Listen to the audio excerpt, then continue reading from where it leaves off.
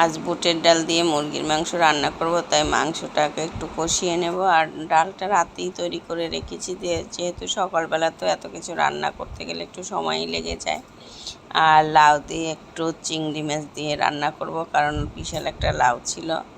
এই যে এখন মশলাটা কষিয়ে মাংসটা একটু দিয়ে দিলাম। তবে এই নর্মাল মানে এমনি মুরগি দিয়ে, সোনালি মুরগি দিয়ে এটা রান্না করেছি, কারণ দীপ আবার পোলট্রি মুরগি খেতে চায় না। তবে পোলট্রি মুরগি দিয়ে এইগুলো রান্না করলে ভালোই লাগে, কিন্তু ও তো খেতে চায় না, তাই এই ডালটাও দিয়ে দিলাম। আর আজকে ভয়েসটা দিতে বসছি, এখন প্রায় রাত 11:30 বেজে গেছে। অনেকটা সময় লেগে গেছে, কারণ আজকেও ল্যাপটপে একটু কাজ করেছি। যেহেতু আগামীকাল থেকে আমাদের স্কুল বন্ধ হয়ে যাবে, বাচ্চাদের গ্রুপে পড়া দিয়ে দিলাম, এই কারণে ভিডিওটা এডিটিং করতে একটু লেটই হয়ে গেল। আর মনে করছিলাম একবার যে ভিডিওটা আজকে দেবই না, পরে চিন্তা করলাম যে না, একটু দিয়ে দেই, না হলে তো রিচ আবার ডাউন হয়ে যাবে। এই তো জলও দিয়ে দিলাম, এখন হয়ে যাবে। যেহেতু ডালটা তো সিদ্ধ করা, আর মুরগির মাংস তো সিদ্ধ হতে সময় লাগে না, তাই মানে হয়ে রান্না হতে আর সময় লাগবে না। তা হয়ে গেল, জলটাও দিয়ে দিলাম। এখন নামানোর আগে একটু, যেহেতু বুটের ডাল, তো একটু গরম মশলা দিয়ে দিলাম আর একটু ঘি দেব।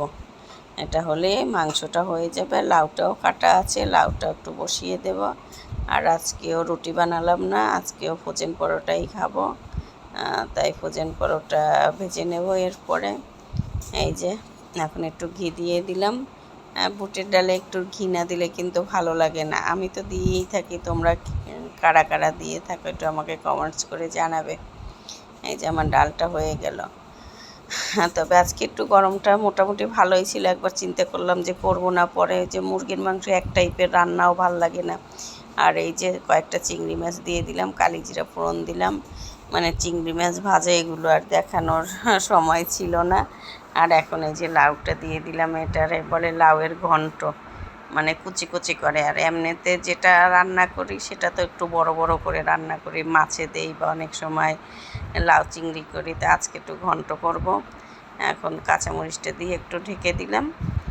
লাউ যেহেতু হয়ে যাবে তাড়াতাড়ি, তবে তারপরও চিনি, মানে লাউয়ে একটু চিনি না দিলে ভাল লাগে না, চিনিটা একটু আগে দিয়ে দিয়েছি তাড়াতাড়ি হওয়ার জন্য। আর এই যে একটু ধনিয়ার গুঁড়ো আর একটু জিরের গুঁড়ো দিয়ে দিলাম।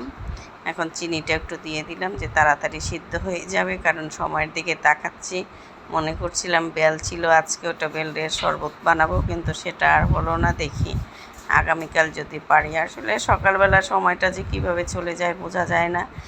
তবে শান্তি লাগতেছে যে আগামীকাল থেকে স্কুল বন্ধ, কিছুটা দিন একটু আমরা বিশ্রাম পাবো। কিন্তু তাও তো আবার শুক্রবার যেতে হবে বাবুকে নিয়ে হেডম্যান একাডেমিতে, তাই শুক্রবারও একটু ঘুমাতে পারবো না, কিছুই করার নেই।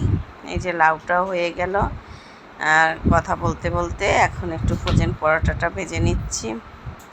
ফ্রোজেন পরোটাটা তো আর ভাজতে সময় লাগে না, তা শেষ হয়ে গেছে। আজকে আবার নিয়ে আসছিল, মানে অত কিছু আমি আবার শেয়ার করতে পারি না, কারণ আমার আবার স্কুলের কাজ থাকে, তো অনেকে আছে সব কিছুই শেয়ার করে। ঘরের মানে বাজার কি আনা হলো গুছগাছ করে রাখে, এগুলো দেখতে ভালোই লাগে, কিন্তু আমার সময় খুবই কম।